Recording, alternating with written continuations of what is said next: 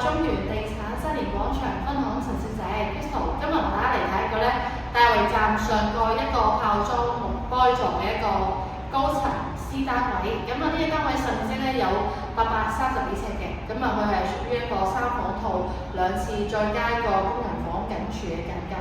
咁單位咧面向翻西北嘅，望翻呢個咧開揚嘅山景嘅，咁側邊咧可以望到啲側嘅河景嘅，望翻城門河，咁望晒成個沙田到大圍去到馬鞍山大嘅景觀咧，都可以睇到晒，係呢個單位咧最大嘅賣點嚟嘅。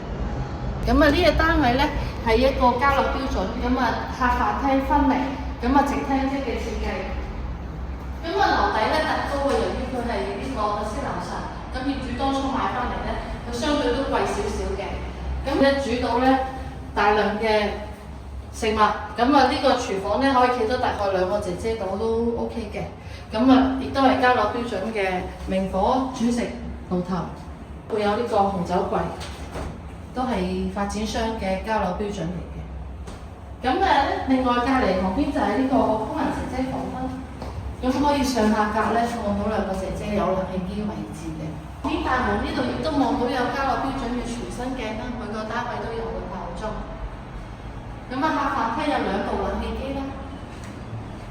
亦都係發展商嘅特色嚟嘅，私隱度極高啊！望翻呢個大圍嘅山景。我哋睇個寢區，第一間睡房咧，大概約摸50尺到啦，樓底高啊。亦都係望到多啲嘅山景嘅。望翻大圍站嘅市景，跟住就係第一個洗手間啦，下次係呢個企缸嘅設計，配備有洗衣機啦，都係發展商交樓標準嚟嘅，業主都 keep 得非常之良好，呢個幾年9年嘅啫。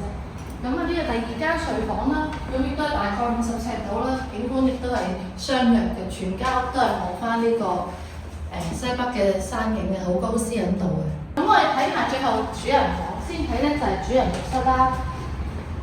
主人浴室咧配備有呢個乾濕分離嘅設計，可以呢邊望一望下。